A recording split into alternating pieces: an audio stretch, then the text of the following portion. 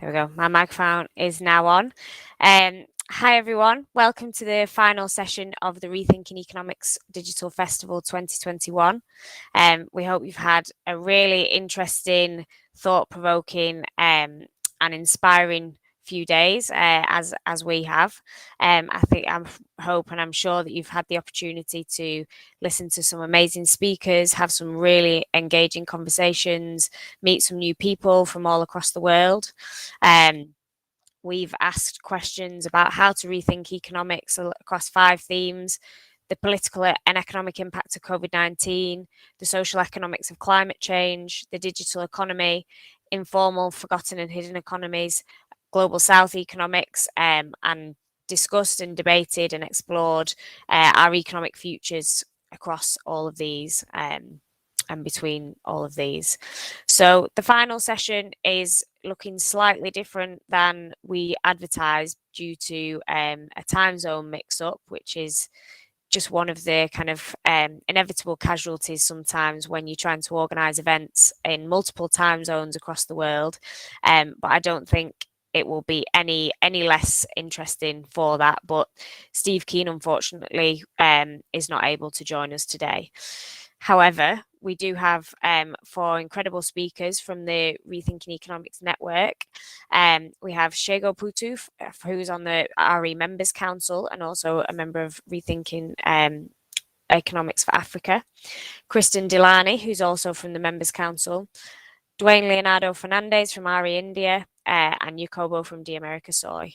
So we're going to talk today about why it's so important to rethink economics. You know, the reason that we're all here, the reason that we all came to this conference, the reason that we all came into this organisation in the first place, and hopefully tie together a few of the themes that we've been exploring over the last few days.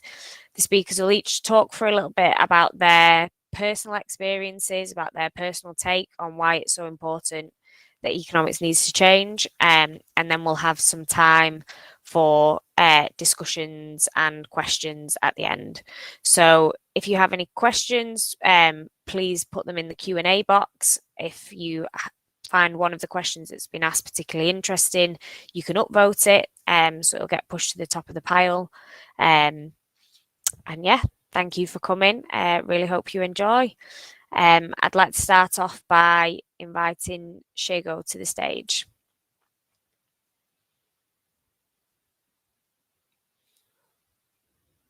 So Tshego, if you turn your camera and mic on, should bring you up. Awesome. Hello, everyone. Thank you for the invite to share on some of the work that I've been doing as part of the Rethinking Economics Network. So as Tree has said, I am originally, my introduction into the network has been through Rethinking Economics for Africa, which is a South African organization based all over the country in different universities all over the country. And I'm just going to be sharing why I joined Rethinking Economics for Africa, and why we think it's important to challenge the status quo of economics in South Africa, and also what some of my hopes for the future are. So I joined Rethinking Economics 3 years ago, or Rethinking Economics for Africa 3 years ago. And I have a background in development economics. And what I had found was that throughout my undergraduate studies, we were mostly taught the orthodox economics, which have a very Western-centric approach. So the tools that were given to think about economics in our country were very Western-centric. And coming off of a large protest in South Africa, a student protest that called for decolonized education, right? We started thinking more specifically amongst different disciplines what decolonization means. Tshego, we're having some issues with your sound. I wonder if Can you hear me now? it's breaking up quite a bit.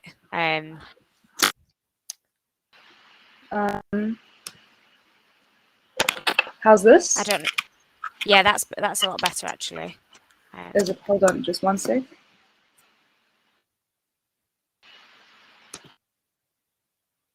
What about this?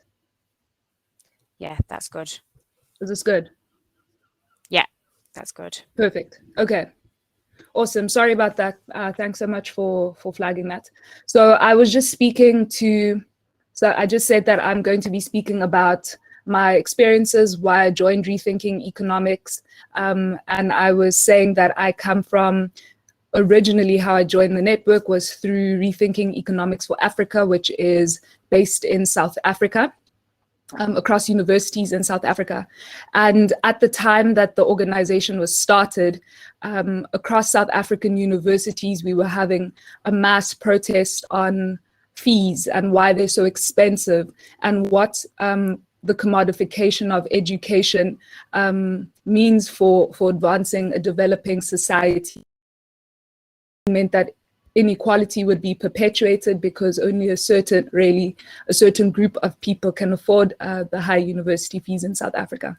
And the discussion on the commodification of education and the labor force also forced us to think about education and in itself and education as a public good, and also specifically what we're learning.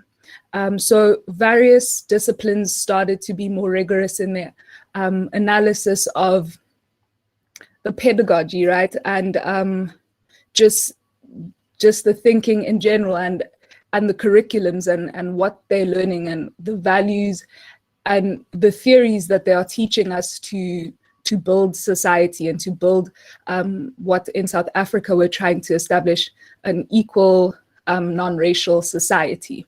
And when we came together as economics students, we started to realize that our economics curriculum is very Western-centric, and that, it's not giving the average student who leaves university the tools to analyze and to try to work towards solving the problems specific to South Africa and specific to Africa in general. So one thing I think, as an undergraduate student, just grappling with the idea of, for example, the rational man, or Homo economicus, just thinking about that, how the theory that underlies economics is that the rational man will try to maximize his own utility, and that's how they'll organize resources and gaining resources and using resources, But if you have to look at theories like Ubuntu, which is an African theory and principle that suggests that the utility of the community matters more than the utility of the individual, you start to see that even the core theory of economics is Western-centric and doesn't necessarily make sense in our context, right? So that's just something that's really minuscule, but already speaks to the problematic aspects of the foundational thinking. It is centered around Western-centric ideals and Western-centric rationality, which is very far removed from our reality. And when we looked at other tools that economics gave us as well to solve our problems, we realized that there's a disjuncture between what we see in the world and what we're taught should be happening. So yeah, this is a problem specifically in the context of South Africa that has, I think, one of the highest inequality rates in the world. Our current unemployment sits at 35%. And also youth unemployment is 48%. So that's really, our economies are in need of a curriculum and of tools that are applicable to us. And this is why I joined Rethinking Economics. I'm not sure if it was cut off originally when I had the sound problem, but I have a background in development economics. And also coming out of my undergraduate studies, I didn't think that I was adequately prepared to solve the problems of my immediate society. And only in my postgraduate studies was I given the opportunity to deal with more questions that dealt with South Africa and Africa. And I think that that is way too late in a student's education, right? To only be thinking about African issues when you're in graduate school. And we know that a lot of people do not stay to graduate school. So that is highly problematic. And that's the work that REFA does. We challenge the curriculum, we challenge the objective of the curriculum. We work with academics, we work with people in civil society, organizations, NGOs, government entities, and we really try to think about the values that we want society to have and how we can take our collective thinking on that and reflect it in the economics syllabus. So that's the work that REFA's been doing. We have programs in various universities. So it started off at the University of Cape Town and as a decolonized economics movement. At WITS, they had a similar movement, and they joined onto the Rethinking Economics movement from there. And then the UCT Decolonized Economics movement took on like the REFA, you know, the structures that were there already. So I think at UCT, at WITS, at other universities, these conversations on rethinking and decolonizing our economics curriculum alongside other curricula as well, just at the perfect moment just came together.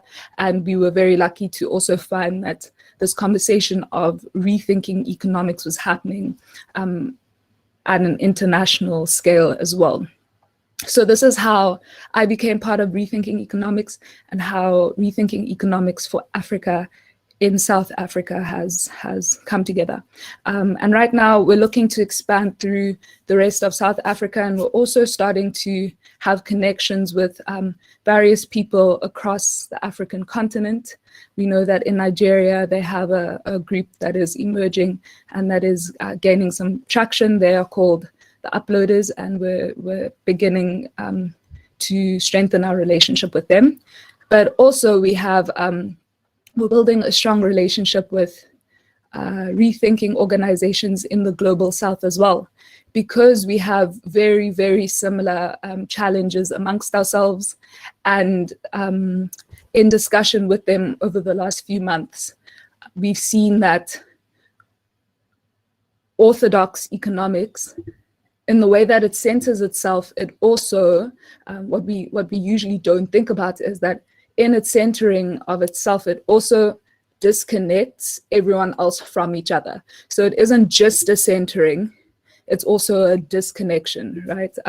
Which we've also seen in our own, like the way that colonization works as well, you know, and the thinking of like disconnecting other groupings in a country or in a location from each other as well. So it's like a divide and conquer and maintain thinking. So it's not just about the centering, it's also about the divisions. And I think this global South thinking that has emerged from the Rethinking Economics network has been really important, because we're seeing that amongst us, some countries or some economic thinking has gone further than others. You know, in the case of Africa, I know as a student who studied politics and economics, we only learn in graduate studies of post-colonial work that has been done by Latin Americans and also Asians, right? Because they had colonization and they've had these experiences with the West in a way, like hundreds of years before us. You know, their independence movement happened like 100 years before African countries had independence in the 1990s or in the 1960s, right? All of that happened in Latin America, you know, in the 1800s. So they would have thought of the economy and their own politics and decolonization for for years ahead of us. And yet when we have these discussions, we think that we're starting from scratch. So I think that this dedicated thinking of the Global South work is something that I found very, very valuable in being part of the larger Rethinking organization. And just one last thing. So I've spoken about my own experiences in South Africa, I've spoken about the Global South project with the Rethinking Economics group, and just thinking about the network in general. I think having the connection to people who are in the West and are also challenging economics and orthodoxy is also very important. And I have been very encouraged by the people who are doing this work, because we usually feel like we are alone going against a system that is bigger than us. But to see people who are working from really such a close proximity to this power is also very encouraging and great. And I think that the resource exchange between all of us and the exchange of thinking has been very helpful, and is something that I think we should move forward. Yeah, so that's everything that I wanted to say today. Yeah, my hopes for the future is that there is an economics syllabus that is, of course, more heterodox, but also questions coloniality as well, which I do appreciate and seems to be very, very strong from the Global South coalition of members as well. So thanks for that, and over to you, Tree. Great, thank you so much for that, Tshego. I would next like to invite Dwayne from RE India. So Dwayne, if you'd like to turn your camera and microphone on and join us on the stage. Great, thank you. Thank you, Tree. My name is Dwayne Fernandes. I'm a member of Rethinking Economics India Network. And I first of all want to thank the organizers for giving me a platform to share my experiences. When I got down to thinking about what I might say today, I thought maybe I could reflect first on my personal experiences of studying economics in India. And what I noticed was that the experience I had provided a sort of study in contrast to what the average economic student in the country experiences. I consider myself to have had a very privileged economics education. I attended two public universities, one funded by a regional government, the University of Mumbai, where I did my bachelor's and my master's, and one funded by the federal government, what we call the central government, Jawaharlal Nehru University at New Delhi. The privilege that I'm talking about here is that both of these universities have a long and storied heterodox tradition. And this tradition was embodied, if not in the curriculum, at least in the teachers that occupied the offices in these universities and their departments. At the University of Mumbai, their economics department is in fact the oldest in the country. It's 100 years old, turning 100 in a few days. And what this kind of time span has offered it was a sort of opportunity for economists of various intellectual and ideological persuasions to occupy spaces there and leave their marks on the department. For a student, I mean, what would that mean for a student? It would mean, for example, that in my bachelor's course, I had an elective on the history of economic thought, which is I would say, I don't think I'd be mischaracterizing it if I said it was a luxury to find a course like that in Indian universities, whether they be publicly funded or private. And in conjunction with this, with certain electives that remained because of this sort of long tradition of leaving a space for heterodoxy in this department, we also had teachers who advised us to sort of read widely and consume more than just the sort of neoclassical or orthodox perspectives on economics. However, even in a space like this, there was a problem. Gender wasn't even in the curriculum. We didn't really talk about it in any meaningful way. When I moved on to the department itself and I did my master's there, this was a great experience because the department was financially and academically autonomous from the university itself. And this gave it a kind of intellectual freedom that other departments may not have had. But once again, it was the teachers who went beyond their academic interests to encourage students to pursue their own paths in economics. I remember a teacher of mine who was quite the practitioner of neoclassical economics, who I think provided for me the best sort of introductory book in Marxian economics that I've ever read. So it's things like this. And once I got to JNU, some of you may know of its reputation. I studied law and political economy there, ethics and economics. But the point I'm trying to make is that this experience that I've had is extremely rare. It is not the experience that most students who opt to study economics have in this country, and particularly at this point in time. We are in a situation where public universities, be they federal or regional, are severely underfunded. There is a perverse notion of competition that exists amongst state-run technological universities and universities teaching social sciences, but the social sciences are given a sort of stepchild treatment. And increasingly what you're seeing is the marketplace of ideas, a phrase so often used by economists, is dominated by neoliberal thinking. The problem with this for me was that at its very core, it does two things.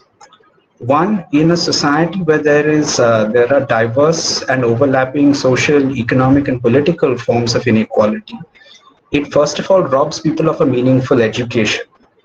And second, it incultures a language in those people that merely reproduces social, economic, and political inequality, and offers no form of emancipation at all. Why did I join Rethinking Economics India? Well, I teach economics. I've been teaching for about 5 years now. And when I look at my students and I think about the world that they are going to have to tackle with climate change, with increasingly oppressive and strangulating forms of global finance, constraining the kind of policy choices that nations can take, I can't help but feel that this is not the economics that I want to teach. It does not equip my students for the world outside. For me, this lack of an emancipatory language, the lack of an adequate theory of justice that goes beyond ideas of simple liberal ideas of fairness and Pareto optimality, the long-standing, in the context of India, the long-standing omission of caste in the face of caste atrocities from the curriculum leaves students in India ill-prepared to deal with the world that they have to face the minute they step outside the university, though they may already be inhabiting that world. This is why I joined REIN. For me, it provided a platform, gave me a set of like-minded individuals, and I'm one of those people who believe strength comes from numbers. So this gave me that too. One of the things that I've realized in my time here is that challenges to the status quo can take the simplest of forms. I'm going to give you 3 examples of things that we do with the Rethinking Economics India network. First is the Reading Circle. The Reading Circle was an initiative that was started before I joined, and when I came in, it's something that had so much of an intuitive appeal for me. The idea that you can take ideas that are not orthodox and just talk to people about it. Ask them how they feel about it. Ask them what makes them comfortable or uncomfortable in terms of the economics that they deal with. that space for dialogue, that's something that that emerged from the reading circle. And in a context where all you're given is textbooks that preach a certain kind of economics, the act of reading something different, that itself can be revolutionary. Another one of our initiatives that I want to talk about is the curriculum project. Despite the privileges that I had in my education in economics, over time, what has happened is that you are finding a preponderance of neoliberal ideas in economic thinking, particularly in economics curriculums. One is all too sort of acquainted with this whole market for public policy that seems to have sort of set up shop overnight, but not really so. So when we started thinking about how we could enact meaningful change, how reform could take place, we realized that there was a need to kind of look at what it is that people are studying, students are actually studying in economics. And through that, we were trying to ascertain the opportunities and challenges that might emerge for curriculum reform. More importantly, we were trying to develop a vocabulary in which we could use to mobilize a wide array of stakeholders in this process. And this is a long-term challenge. It's not something that we believe is going to happen overnight, but we've taken steps in that direction. Bringing students into the conversation first because it is their education, then bringing in teachers, policymakers, etc., is a long-term goal that we have. Another one of the initiatives that we have is a campus ambassador program, and this for me is an interesting idea because it gives us what it's built on is the idea that is the idea that in India, in a place where there is lots of regional diversity and disparity, there is inequity distributed across the space.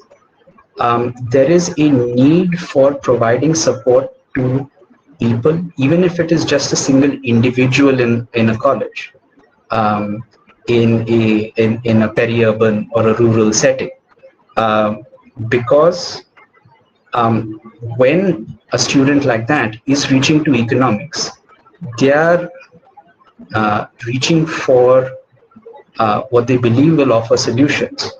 But as I mentioned already, the language and concepts that we use do not necessarily allow the status quo to be broken away from.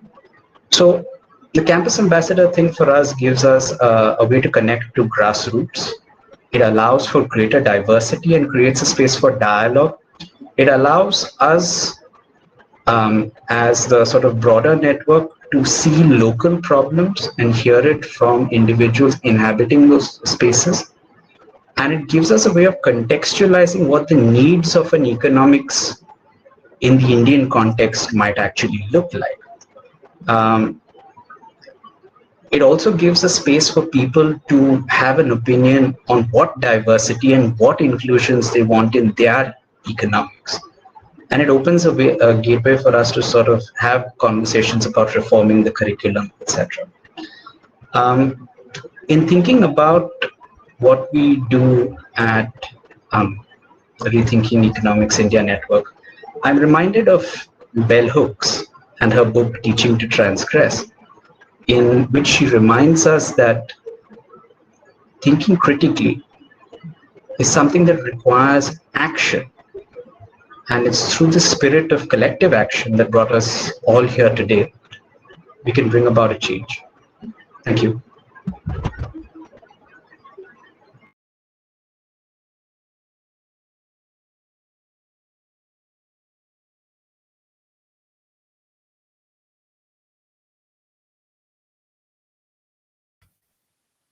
Sorry, I was speaking there with out my microphone on. But thank you very much, Dwayne. That was great. I'd next like to invite Jacobo up to the floor if you'd like to turn your camera and microphone on and join us up on the stage. All right. There. Hi, everyone. I hope you can hear me well. If you can't, you can just, if you put a message, I can try to keep that in mind. Well, hello, everyone. My name is Jacobo. I am from Ecuador, living in Mexico, and I am part of, part of the America Soy. The America Soy is kind of like a regional branch of Rethinking Economics in Latin America. So it puts together a lot of groups throughout the region that are working on promoting a new diverse economy for Latin America. I'll talk a little bit more about the America Soy in a second. But just so that you know more or less my brief agenda, I want to cover three things. First of all, why I joined DAS, why I joined the America Soy, like Dwayne and Tshego mentioned before me. And then I want to talk a little bit about the America Soy itself, what we do, who we are. And I want to end by talking about what comes next from my perspective a little bit and trying to combine conversations with the rest of the group. So why I joined the America Soy, for me, like for everyone else, I think we all share a similar experience, right? We took our first economics class, something wasn't clicking, economic man and necessities paribus and all, something was off in my mind. And by chance, I think I ran into the social economy, social solidarity economy, cooperativism. Right now I'm part of a technology cooperative, so that's been an important part of my life. I just stumbled into these topics, and I realized, cooperativism is also economics, right? And then you start diving into these things, and just the whole world opens up, and you realize how big it really is, and how big pluralist and heterodox economics is, and that is motivating to a certain extent. At the same time, when you put it in relative terms, considering to mainstream economics or orthodox economics, but also the way that our system works, it's easy to see that there's still a long way to go. So to talk a little bit more about that, I started questioning what really moves me is how do we create a better world? It's a broad question, but I guess it's something that inspires me professionally, I think. So how do we create a better world? And because of my education, my conclusion was we need a new economy and we need new economics. And then I also studied philosophy, so I started going back and just questioning more and more things. And it came down to the values. What are the values that reign in our society? And so, I began questioning, why can't we build a society based on solidarity? We don't know the nature of humanity. We don't know if we're good or bad. So why create an economic system that's based on competition and being selfish on the economic man? Why don't we create a society where solidarity is at the forefront of our system? And so I guess in general terms, that's what drives me. And that is why I decided to join Rethinking Economics and why I'm part of the America Soy. So the America Soy, what is it? The America Soy, as I mentioned, is part of Rethinking Economics. It's part of a broader pluralist economics movement. We are currently, there's about 9 groups spread out throughout the region, mostly in South America and Brazil, Argentina, Peru, Colombia, Ecuador, Mexico. There's hundreds of members between all of us, but there's about 9 groups. And promote, a new economy. And as Tshego emphasized, we want to focus on the economy that we can build from within. And again, Latin America is huge, so that is a broad description, right? We got to think about the many nationalities, cultures, worldviews that exist in Latin America. Tshego mentioned Ubuntu. Here in Latin America, we talk a lot about buen vivir, or well living. That itself is spread onto a million different worldviews. You know, in Mexico, in the south of Mexico, the Tzeltalco talk about Lequilcush Lejal. In Ecuador, the Quichua talk about Sumar Causai. These are indigenous worldviews, right? So we also want to promote, like, how do we create an economy that stems from within and that promotes a change in the region? So that is our general motivation. And what are we doing right now? We have a couple of activities. We're finishing a book thanks to Rethinking Economics. I see Ross there. Thanks, Ross, for all your support as always. And we have, we're starting a Latin American school in heterodox economics. That I want to take the opportunity to invite you. If anybody speaks a little bit Spanish, please join our school. You guys can check out our website, deamericasoy.com. There you'll find information on this summer at the end of this month. And we're going to cover two topics or two themes, structuralism and post-developmental theories. I don't know if I'm translating it correctly, but how do we think about development from not a traditional Western-centric perspective, right?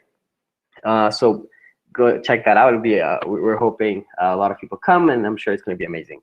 What else are we doing? We're working a lot with the Global South. That is really inspiring and motivating. We're working with Africa, with Pakistan, with India, Asia not yet, but that's also very, very exciting.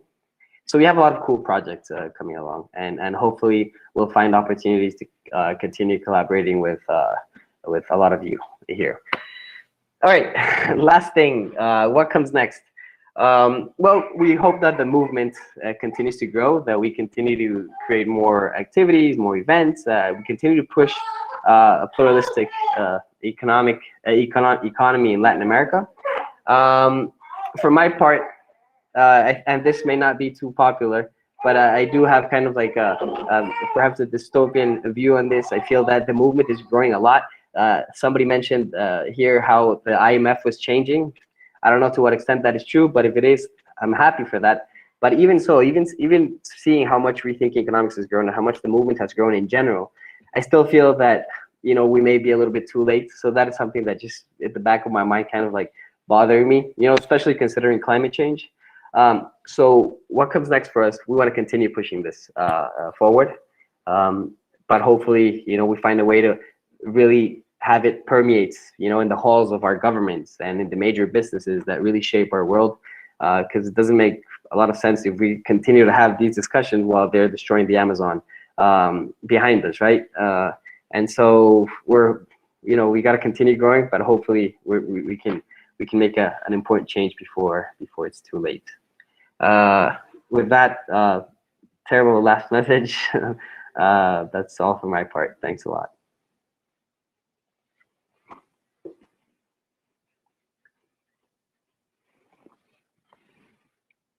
You're on mute, by the way, Tree. Again, every time. I'm sorry. Thank you so much for that, Jacobo. Maybe next time I'll remember to turn my microphone on. But finally, I would like to invite Kristen to the stage. So Kristen, if you'd like to turn your camera and microphone on. Great. Thank you.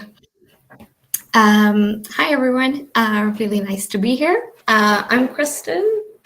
Grew up in Norway, but right now I'm doing a so-called pluralist master's at a bit different places, but I feel very lucky to finally be studying the sort of economics I've always wanted to.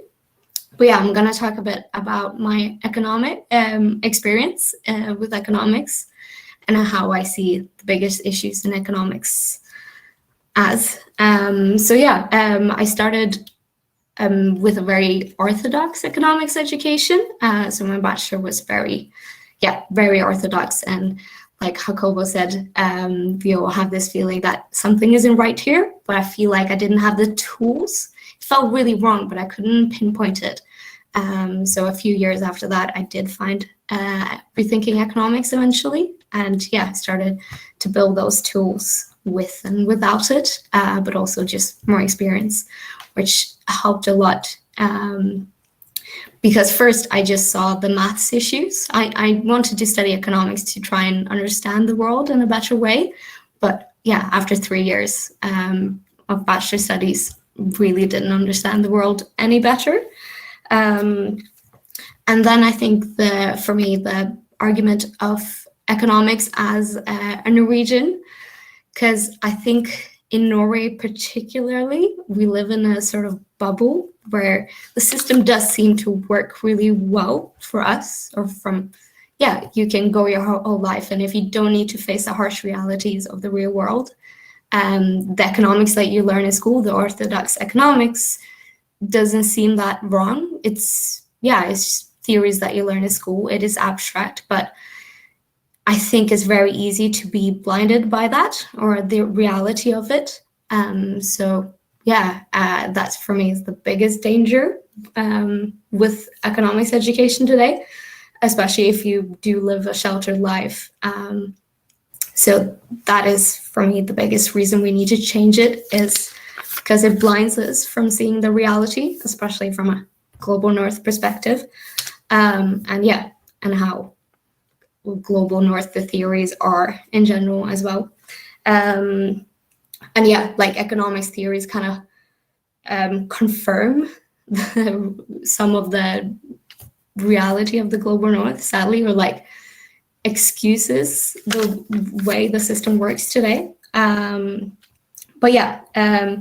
I was mostly studying development economics in my studies, and started to see a lot of issues of it. Because development economics is supposed to be one of the few parts of economics that is actually made for good. The others are more based on profit maximization ideas and stuff like that. But development economics is supposed to, focus on reducing poverty and improve livelihoods. Twice I've seen in my studies that we use books such as Todaro, a development economics book. I think it was originally developed in the 1960s, and it was just, had so many racist remarks, like straight out racist remarks. And that is still the development economics that we're learning. The theories made by theorists that had these sort of attitudes. I think he characterized people from developing countries as lazy, and it was just some very shocking quotes in that book, and it's still being used. One of the most popular development economics books. And it's just so many issues in developing economics, even when it's supposed to be made for something to improve the livelihoods of so many. It just says how we really need to change the way economics is being taught. And this is within mainstream economics. But I'm currently, as I said, doing a pluralist economics master's. But I see many of the same issues in heterodox economics, that we're still learning. There is a hierarchy of post-Keynesian economics, for instance. It's not necessarily pluralist. When it's not mainstream economics or orthodox economics, it very quickly becomes post-Keynesian, in my experience. They just have such a dominance in the field, and they often explain their theory compared to neoclassical theory. So instead of learning lots of different types of theories, I think that is hugely problematic.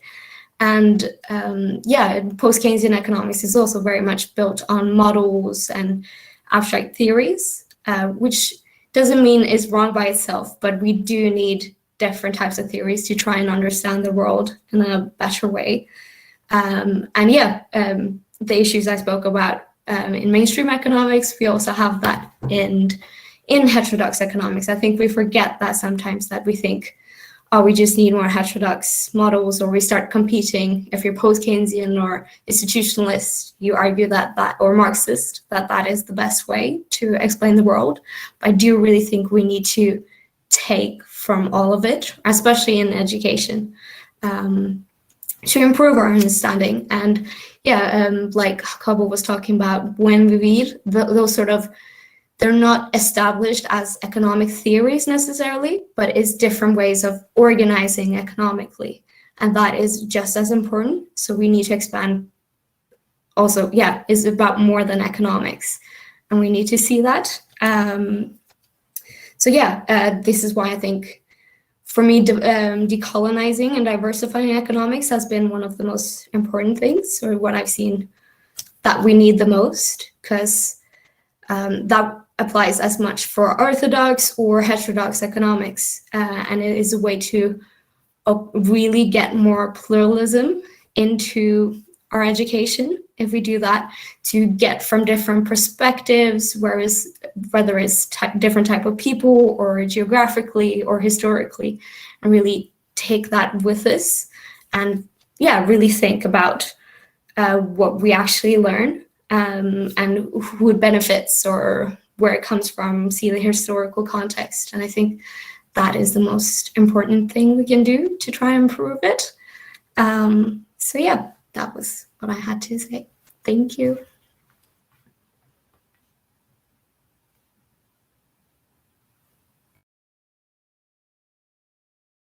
Kristen, I've remembered to turn my microphone on this time. Could I invite now all of our speakers to come back to the stage? And this next section will be a bit more of a discursive conversation around the questions that have been posted in the Q&A box. So if there are any of those really would like to hear our speakers answering, please do vote them up, and we'll go in order from the top. So the first question is for Dwayne. How do you propose reaching rural schools in India for your outreach? For example, government schools that use vernacular languages and not English. So first of all, I think that's a good question. I think one thing to understand is that when we're talking of pluralism in economics, it also means pluralism in the way we approach people about the subject economics. We don't necessarily have to stick to certain kinds of well-worn methods, such as writing textbooks, which is a sort of affliction in economics these days.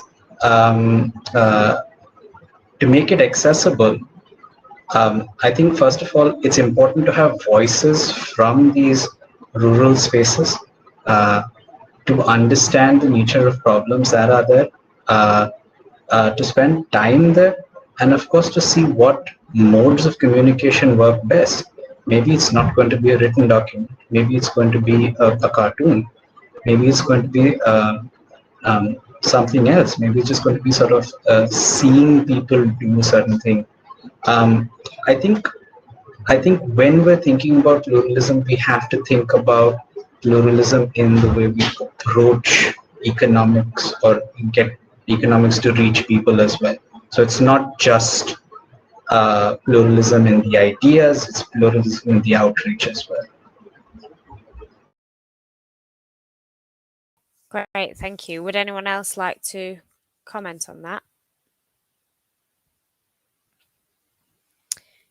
If not, we can move on to our next question, which is from Zhao. Zhao, would you like to come to the stage to ask your question?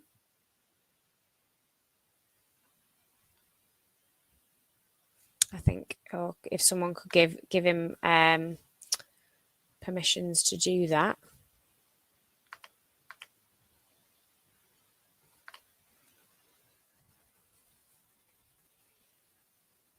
Oh, you're on mute.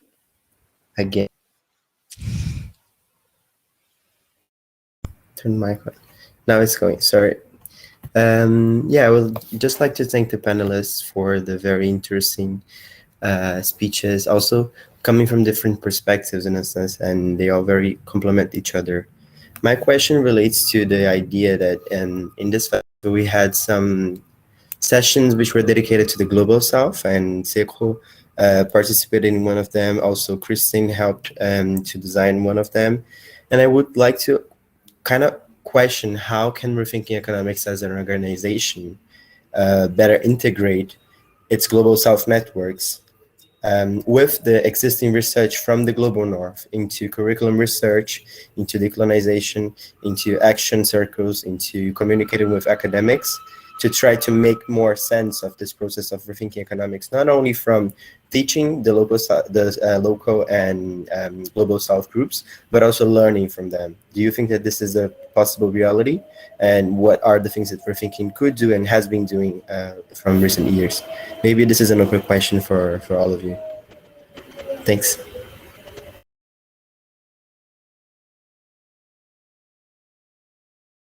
Feel free to just dive in, whoever'd like to first. Thank you for that question. When I read it, in the Q&A before you fleshed it out, my immediate thinking was that the Global South in itself also has to kind of get organized as to what it would like to see. So there's a lot of talk of we want to see decolonization of economics, but what does that even mean practically? And I think that's been something that we have come across in our own discussions on decolonization. We want things to be decolonized, but we don't really know what decolonization looks like. Like, what is a decolonized economics? What does that even look like to begin with?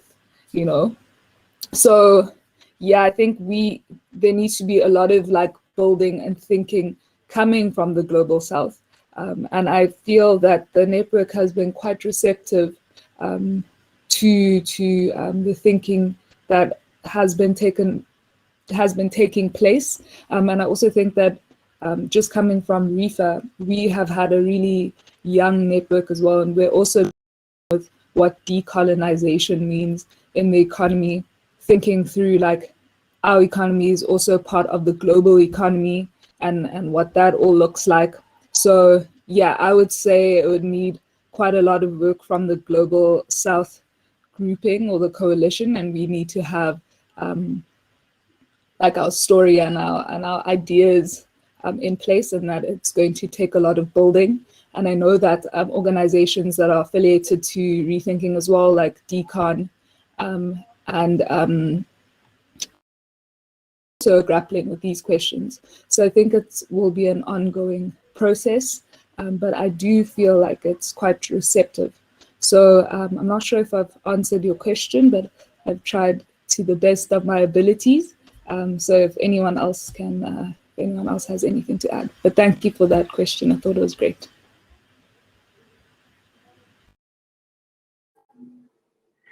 I could add something real quick. Just to mention, I think that this whole event by Rethinking Economics really shows that the effort that they've done in having this global perspective, the emphasis on decolonizing economics, the Global South. So again, thanks guys to all the Rethinking Economics team. I think it's been great. I think that it's not so much what could Rethinking Economics do. I think it's a little bit going over what you said, Tshego. It's how do we build from within, and in that sense, how do we build, and in that sense, I think that if anything, Rethinking Economics could continue just helping to consolidate these movement and these initiatives and movement building. But yeah, so I think that the support that we've been having is precisely what's needed to consolidate the movement, at least within Latin America. So yeah, I would think less about what Rethinking Economics can do from Manchester and what we could do to move this economy from our own local context forward. If I understood the question correctly, but yeah.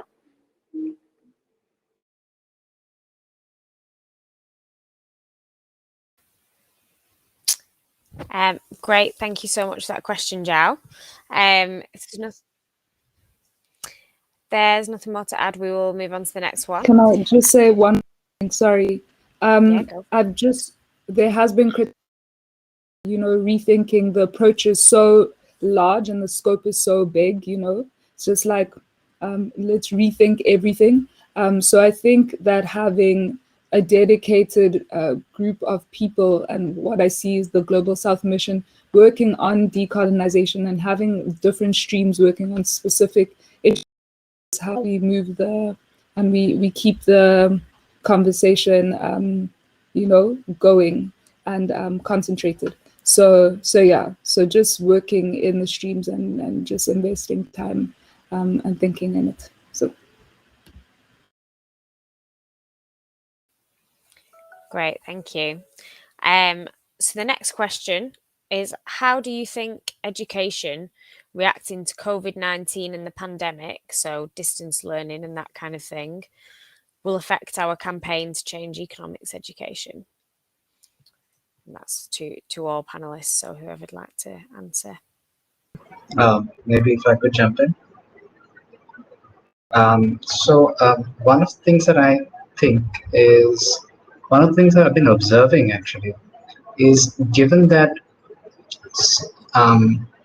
well, in the situation in India, there were lockdowns that were instituted across states in the country. And what this did was to create this sort of model where your professors were teaching you over the internet, essentially the way we're having this conversation. What it did is that a certain sort of straitjacketing of ideas that takes place in the physical space of a university and in a context which is sort of, everyone's sort of vying for marks, and it's not necessarily a cooperative context.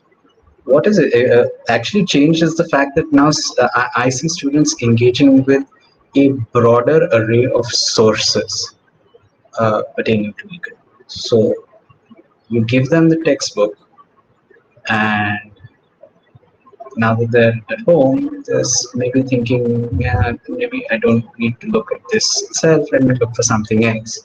And this sort of impulse of sort of, maybe it's not an impulse, maybe it's just the fact that they have a little bit more time, that they maybe don't have to commute anymore. Those things are no longer features. We do find that there is a sort of openness to engage with different ideas, pluralist ideas. One of the things that we've been seeing with our reading circles is precisely this, that you have people coming in simply because they came across something, they saw something that we're reading, and they decided maybe they want to try it out. Maybe a few sessions in, they decide to be discussing themselves. So you are kind of finding an emboldening that's happening among students to sort of access new ideas, whereas when you sort of go to your college and you're told that this is the curriculum and this is how you succeed in economics, there is a certain kind of narrowness that you conform to. I feel like there's a break from that.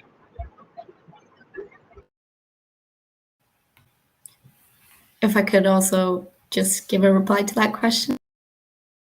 Within Rethinking Economics, I think, distance learning have harmed some of the campaign quite a bit, especially the working with academics or working with professors action circle, which is all about that local change, getting your professor speaking to people. You speak to the teacher or the department to change the curriculum, and that is usually a great way to work with it. But that part has been more difficult for students because of pandemic, because you don't really get that personal connection with any teacher or department. Many of us have never met any of our teachers in real life, and I think that really harms those sort of campaigns. But then again, we've been much better at global connections, because now it's much more Zoom meetings, and that has become much bigger part of our daily life. But there's issues with that as well. But I do think at least that local level change stuff has been impacted.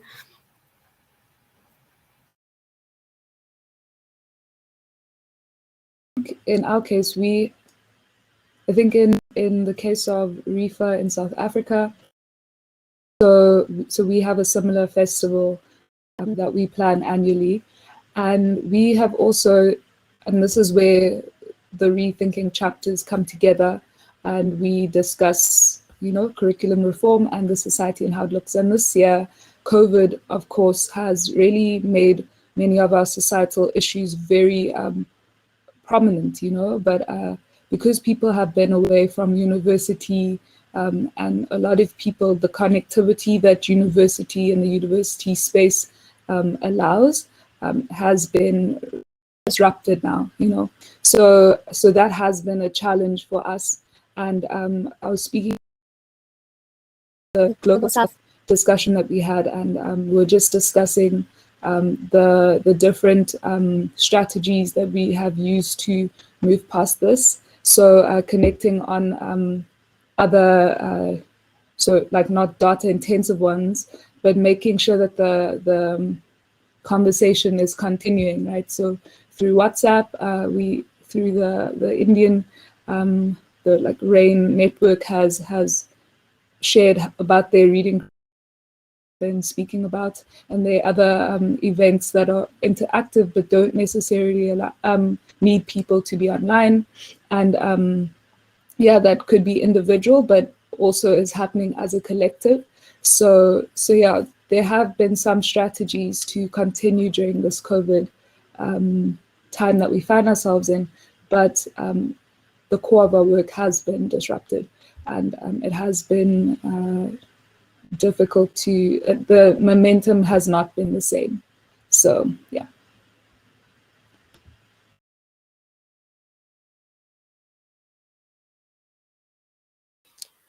Great, thank you. So the next question is from Sonal. Sonal, would you like to come to the stage to ask your question? If somebody could give her permissions to do that. Yeah, so my question is, I can't see my question actually, just give me a second. I think I am particularly, because I come from the background of education, I am particularly interested in knowing what kind of curriculum changes are required to counter the narrative of dualism, that our economic systems and our environment are very different from one another. Why can't we have something that is more fused in together? I think that's my very simple question. Thank you.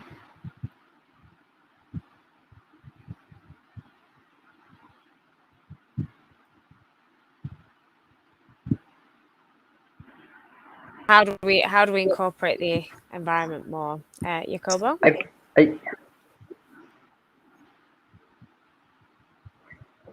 could take a jab at it. Well, you know what? I think Raworth may have given us a path forward, and here I suppose a lot of people will be able to pile on this and do so, because I may be incorrect in many.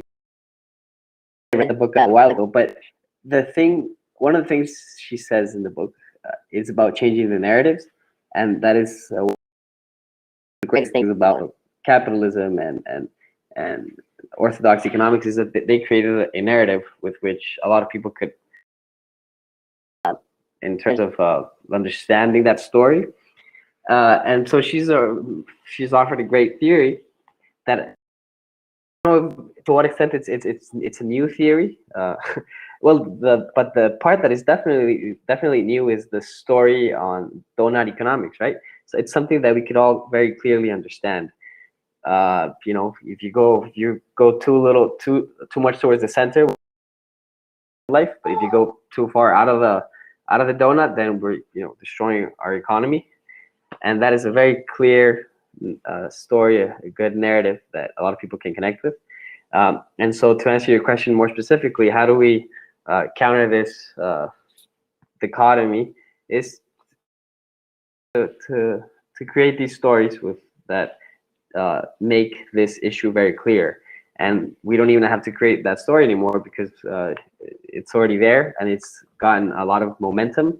And so we just, I guess, would. Yeah.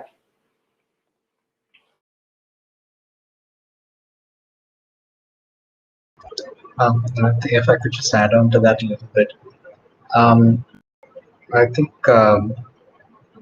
in terms of, well, when you talk of curriculum changes, I think it's important to kind of contextualize the process of curriculum change itself.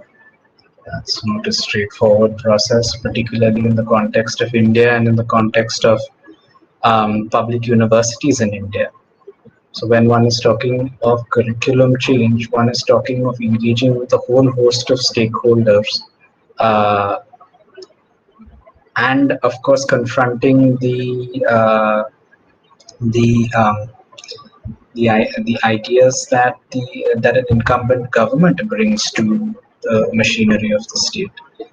So when we talk of curricular changes, I think in the Indian context, that's something that I'm seeing, that this would involve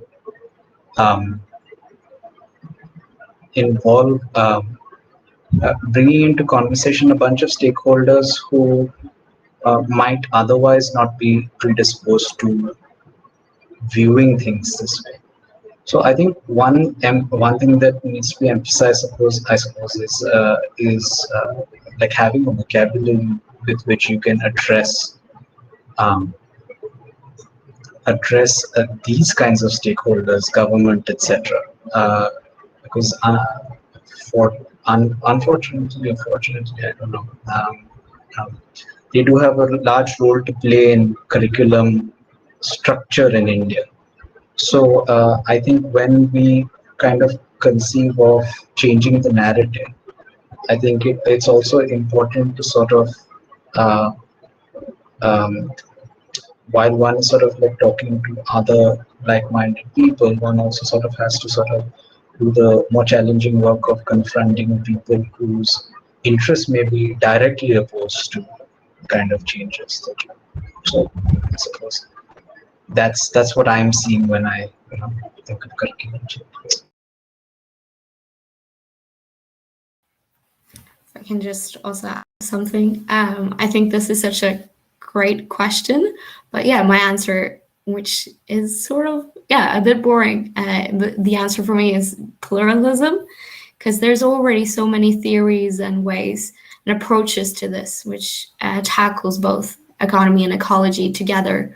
There's degrowth, post-growth, and more local grassroots approaches to this, which could easily, be implemented into courses. But I don't know how your courses were, but for now, economics does more or less ignore it.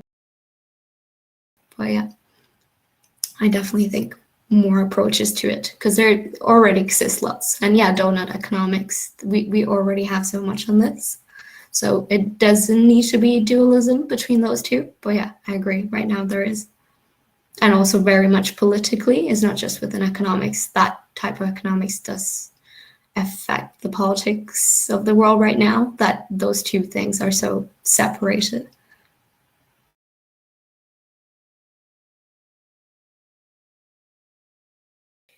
Great, thank you. So the next question is from Nancy. Nancy, would you like to join us on the stage to ask your question? Someone could give her permissions. Hi. Let's do. Okay, so my question was, hi, well done to all of you. You've done a great festival. I haven't been able to follow everything, but I have been following along the way and will catch up. It's a very good project, Rethinking Economics. I've been working in this sector for quite a long time. So my question was really one which has dogged me in the work that I do a lot of the time, not only just in women's rights, feminist development policy, is like, so my question is, why does the Global South seem like a guest in this process? And I know you've been in this process for a long time. I found it really interesting that this was the year that was dedicated to quite a lot of thinking. I hope I'm not mistaken, but I think this time there's been really quite a lot of effort in terms of trying to look at the Global South issues within economics as a discipline. And I just wonder why the understanding of economics is something that doesn't include the Global South, and why it's not incorporated so much more centrally, considering that this is where resources come from, this is how we're interdependent. It's not just historical, but it's also contemporary. This is where, resources come from, and trying to recreate an economics that's really based on the realities of,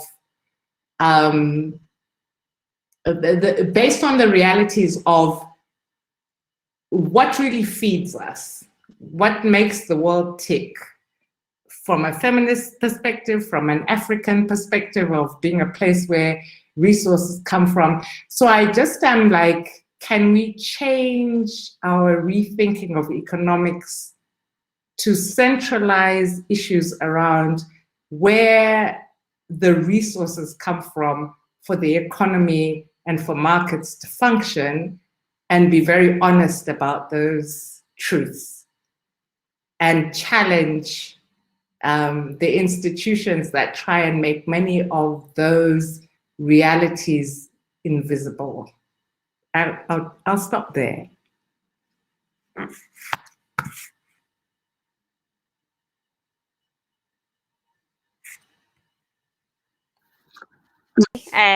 Would anyone like to come in on that?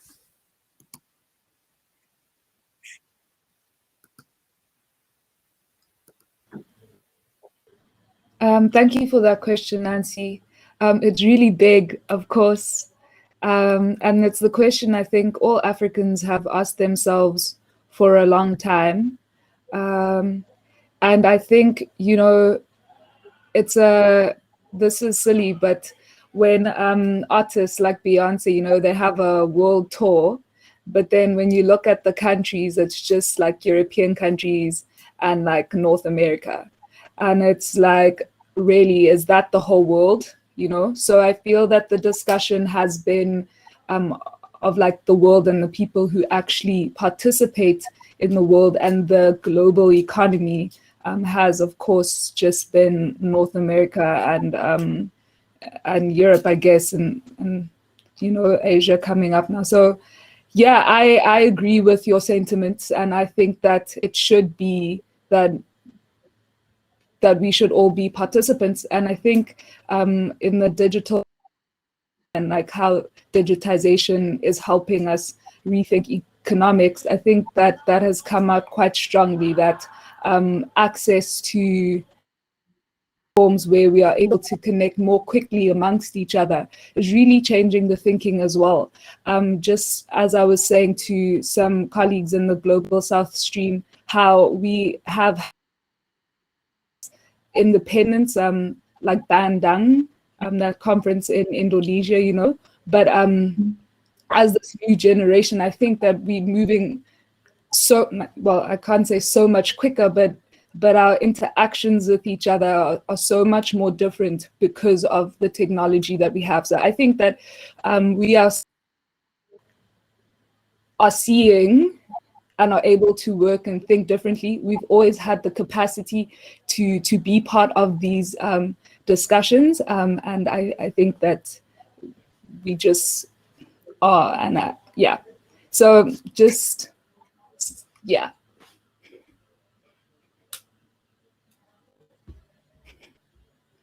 And also, I was wondering if you meant it also in rethinking economics as a movement, or in general, like. No, I meant it as a movement. I meant it as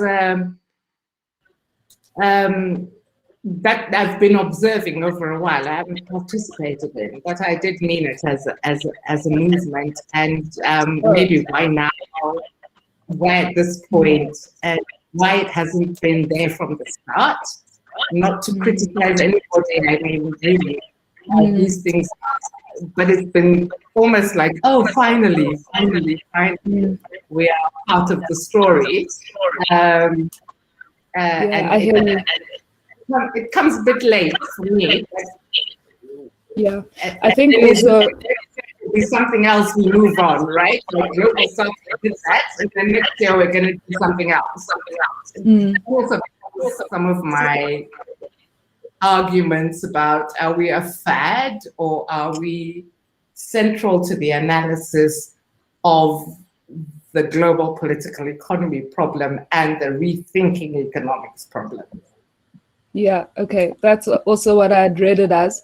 And I'd like to just say, I think someone else who's been in RE can just say, I know that rethinking economics is new to the movement. So I'm not sure about discussions that have been going before and how, but I think there's been over the last 2 years an increase in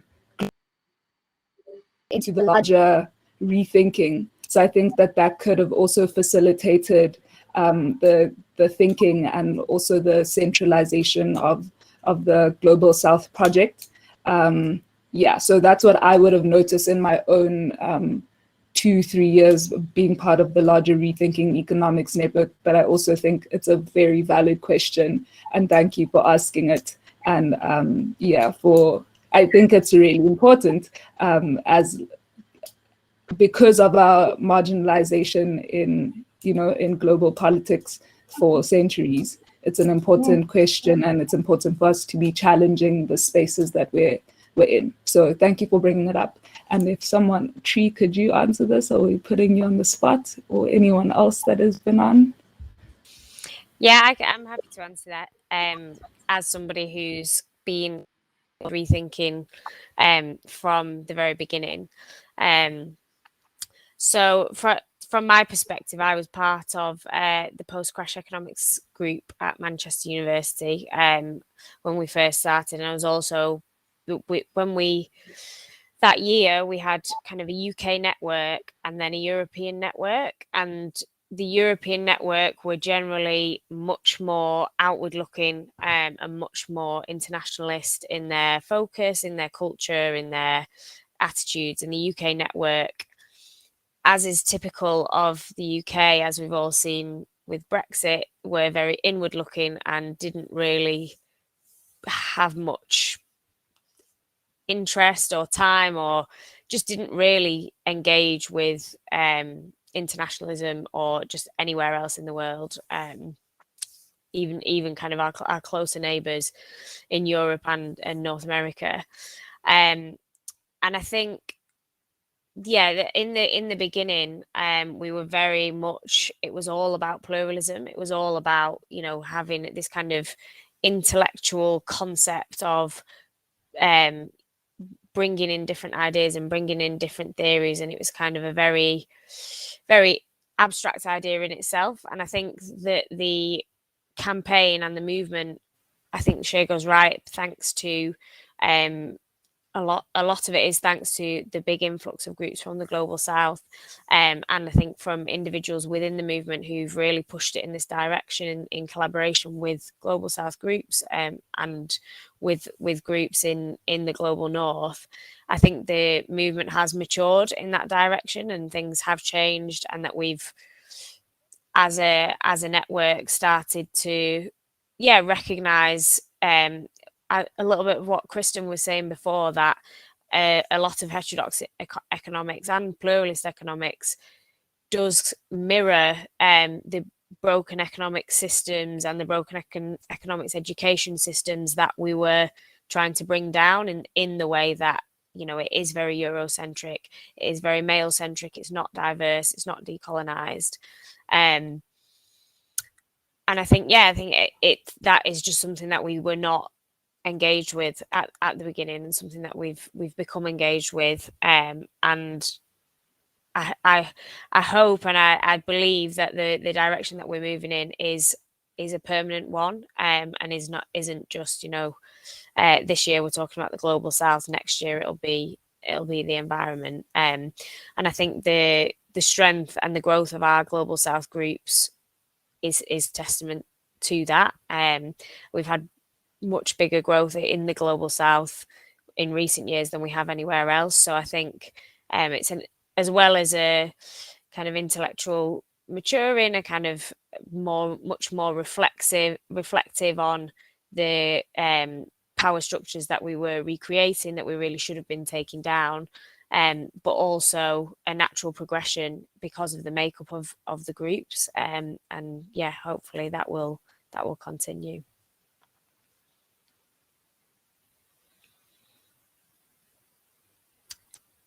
Would anyone else like to come in on that question, or any thoughts, comments?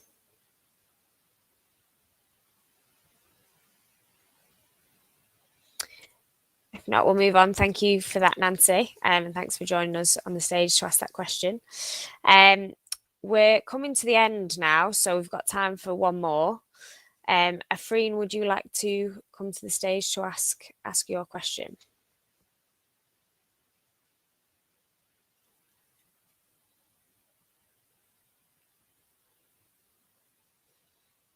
Congratulate everyone in the part of this RE team for this successful and amazing festival. So kudos to you all. I was wondering, right, after all these discussions, while we are talking about content in economic curricula, should we also on the way we talk about things in classroom, the language, the tonality? Do you think it's too subservient, too meek, too polite, especially when we are talking about institutional changes, especially which often involves pulling down institutions brick for brick, like institutions like IMF, World Bank? We have WTO, which has still delayed their decision on intellectual property rights for vaccination when 3 million people have already died. I mean, they have blood on their hands. This is nothing short of genocide. And yet we, sort of present our ideas to them and hide behind, like we sort of shield our anger, if there is any anger, behind models, behind, equations, while there are other, like we have subjects like political science, like literatures, which go out straight, like lance out. Do we need to do that? I was wondering, like, whether while we talk about decoloniality in economics, is economics still suffering from this Victorian era colonial language bias? I mean, after all, much of our modern post-industrialized school systems come from that era, and the morality stems from there. And I think this is another ploy to stop people from, outrightly confronting institutions which propagate violence every day against people in the global south, within the global north, on the margins, the natives in the global north. So I think maybe do we need to also focus on the language as well, not just the content?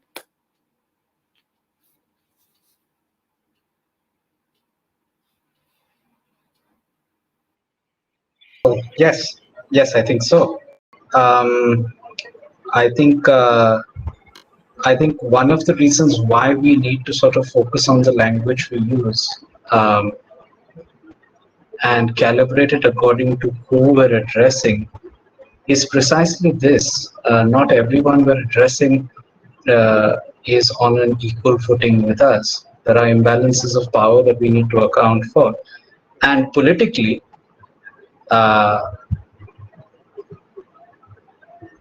something like rethinking economics and decolonizing economics education per se involves, like I said, stepping on the interests of a lot of people, right, who are invested in the status quo as it presently stands. So yes, language is important. Perhaps it is too polite, and it does, I think, need to sort of account for the political realities and imbalances in power. I think that's where sort of one has to be sort of a little bit mindful. So I suppose what I'm saying is that one has to be strategic in one's use of language.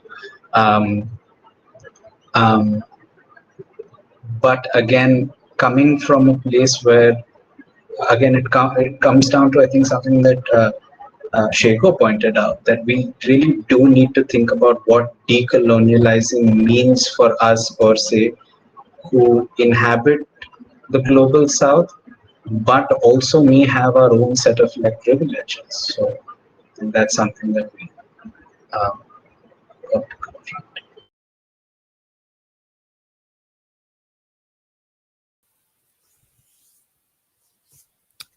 Else like to come in on that question? I can do it briefly, if that's okay. Yeah, I 100% agree with what's been said already. It's just such a huge dilemma. Like you mentioned, Dwayne, you have to be think strategically. And my experience with a civil society organization here in Norway was that we don't reach media much because we've been so vocal and aggressive in our language that you don't get taken seriously anymore. And that really harmed the cause that we were working with. So that's like the downside of it.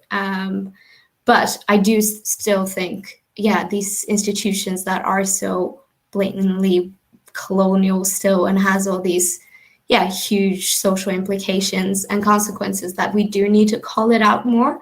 And I think that's going to be more and more accepted now. I think there is a change in terms of that, or people are starting to open their eyes, but that might just be my bias and the sort of people I'm around. I don't know, but I'm hopeful for that. But I do think we should be more outspoken and have a stronger language, because I do think, economics, there is this culture that you need to be very careful and speak very modest in a sense, and just to follow up, like call out the injustice. Oh, sorry. Yeah, just a follow up, right? I mean, just to contextualize this question, in India, economics is predominantly taught in English, right? Because of course, I mean, with our colonial legacy. So my question would be to people from the global south in the audience, speakers, have you had experience of learning economics in your own local language, your mother tongue? Does that evoke more emotions than studying it in a foreign language, in a second language, which is not native to you? So could that help? Could like translations or learning in your own language? And maybe this is where this RE Global South can do their work, like progressing ideas in using speaking in native tongues and pushing for translations, then doing this whole thing wherein you force everyone to exchange in English just because there's this bias that, okay, English is the universal language. Well, I mean, as I mentioned when I think in response to the first question, I think we who are a part of the rethinking movement generally across the global south need to sort of see this as an opportunity, because it is an opportunity for us to open up space for dialogue and invite a more diverse and more plural set of people into the conversation. One is going to talk about colonialism. One just has to look at my name, and that's a sort of example. I have a Gaelic first name, Portuguese middle and last name. Yet I'm from India. But I think, I mean, rhetoric aside, I think the point is that there is a need to seriously engage with regional languages, for the simple reason that economics, the way economics is taught in India, English becomes a sort of technical vocabulary that can be mobilized from situation to situation. And that's precisely what I mean when I say that it's, when I said earlier that it's, the language is, reproduces inequities, social, political, and economic. It is not confronting the status quo. In fact, it reproduces it. And those who turn to economics for its supposed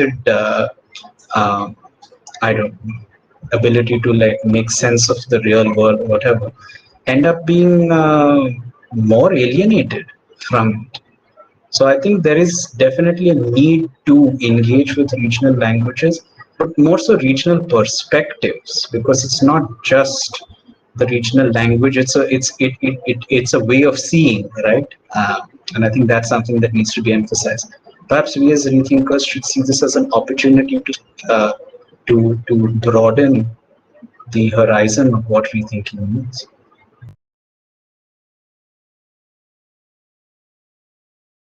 Thanks so much, Afreen. I think that's a really brilliant question. And I do think that it, as Dwayne has said as well, that it does speak, it is, right? So I think that even the language of the learning, right? That's why I'm saying we've struggled so much with decolonization, because even in decolonizing, we're using, English to think about. Do you know what I mean? It's just, it's a lot. So there's I do think your question is definitely valid, and I do think that it's another aspect of economics that needs to be what does it even mean to use like economics terms, Western ideas in our own languages? Do we have those specific words? Of course, it's always existed in the world. Wherever there's been resources that need to be allocated, we have those terms, but how do we align them to globally or amongst each other? How do we even begin to that? And that's why I've been saying it's so difficult, this conversation on decolonization, because it goes right down to the minute of how do we even have discussions with one.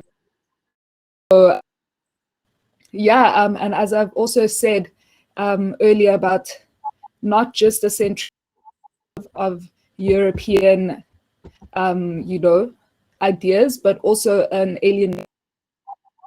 So the different groups in South Africa, that like native South African Black people, we also have divisions across our own languages, right? So and English would be something that unifies us, not unifies us, but is a medium of a language that we'd all be able to understand. So what does it mean for Africans, South Africans, to come together and create a new economic, do you know what I mean? So it's just, colonization has really set us back by a while, because we have all of these tools that we're currently using to try to grapple with our economy. We want to create our own tools. We want to see how they all come together. It's a lot of work that needs to be done. But there is work that is existent. And I think it's just up to us to carry it forward and to ask these questions that you're asking and to work on them.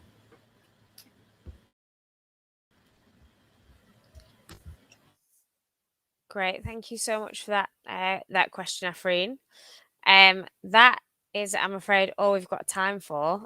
So I just really like to thank our panelists for joining us today and sharing all their really interesting insights. And I hope you'll join me in that and giving them a virtual round of applause. If you've enjoyed the festival, please do follow Rethinking's activities, sign up to our newsletter, follow us on social media, and the groups that have been mentioned here today that our panelists are part of all have their own social media and mailing lists as well. So if any of you'd like to share those in the chat so that people can keep up with what you're doing, please do. Yeah, it's been an amazing festival. A big thank you so much to all of our organisers as well, who've been working tirelessly for the past couple of months to make this happen. Thank you to all of our speakers, and again to our panelists today. And yeah, thank you, the audience. Thanks for coming.